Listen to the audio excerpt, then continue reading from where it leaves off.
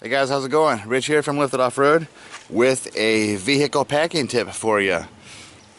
I wanted to show you guys this. Do as I say, not as I do. As an example. Don't pack your crap like this.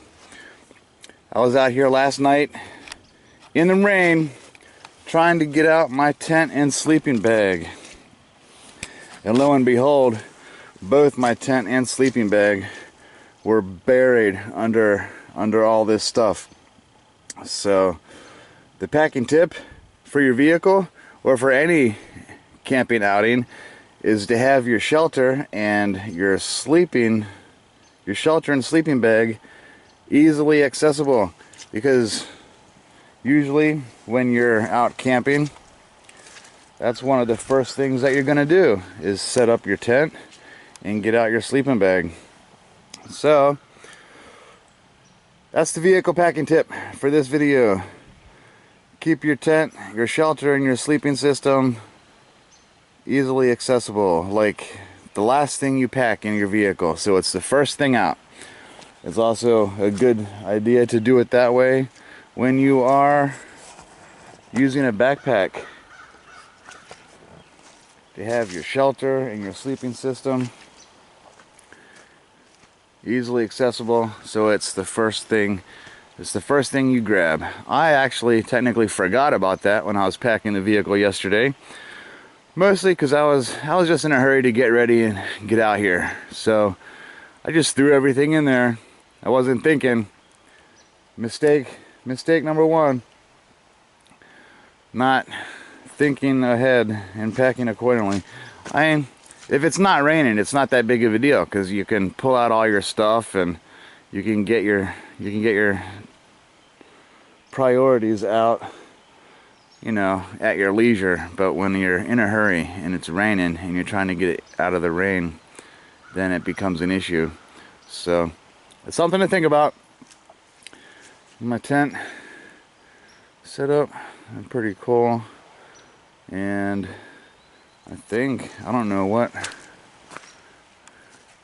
Oh, that's just one of the neighbors. Now that it's kind of bright outside, you can see.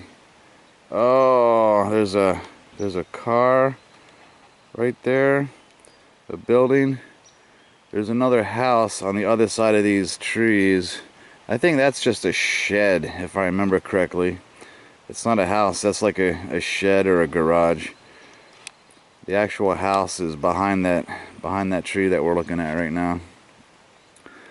But supposedly, I'm not sure. I don't know if it's still true, but supposedly the lady who lives in that house is a very distant relative of mine and my dad's, on my dad's side. I can't remember her name. I've never met the lady.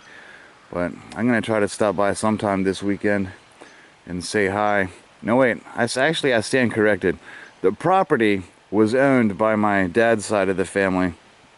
The lady who lives there now, I don't think she's related, but she's been living there for a very long time.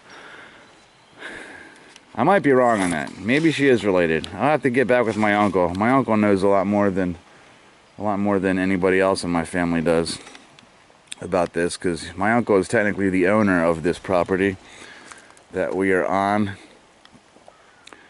And I know I tried to show you guys a little bit last night, but I'm not sure how well you could see because it was getting dark. So, but so far up to this point, the trail's been fairly easy. Well, you know, a little bit of mud.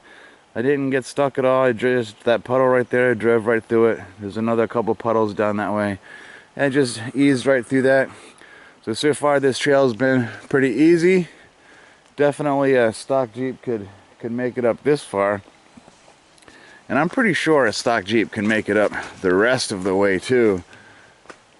It just depends on how muddy it is. Stock tires probably won't make it up this.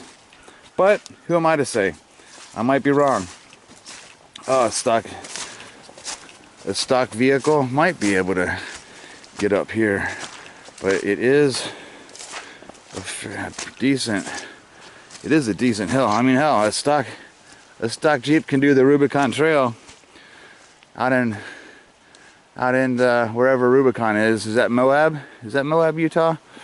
So, but this is the hill we have to climb today.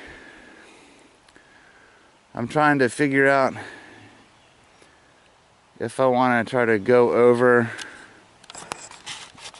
these rocks right there, because that's kind of a roadblock right now, or hopefully I can swing up on this side and avoid the rocks altogether, except for maybe that one. But it depends on the mud. As you can see, there's one tire track from last night, and the other one is probably right there. And then I made another attempt this way, and I didn't get anywhere. And it looks like I was getting stuck on something, whatever that was. Maybe those two rocks was holding me up.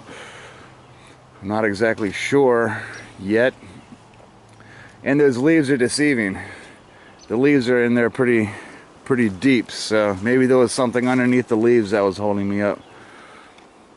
Not sure yet, but I'm hoping I can try to swing around and get up that way through there.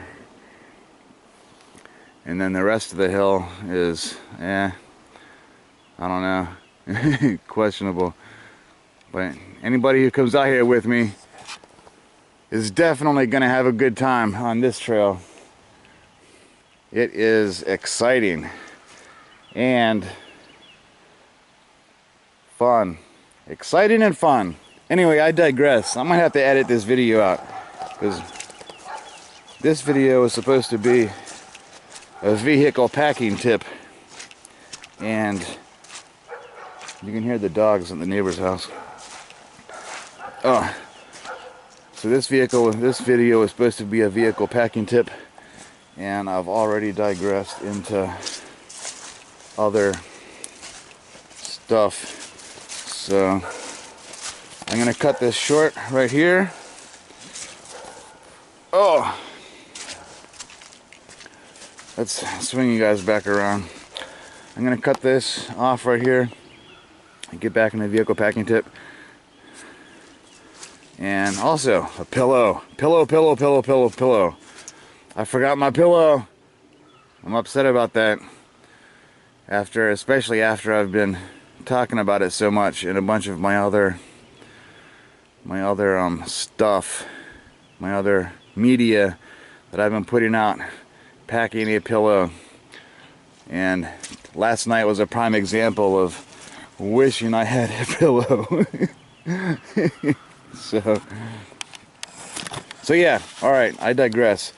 So, shelter and sleeping system is the last thing you pack, so it's the first thing you get out. And if I come up with something else, I will share it. Thank you. I will see you in a bit. Have fun, be lifted.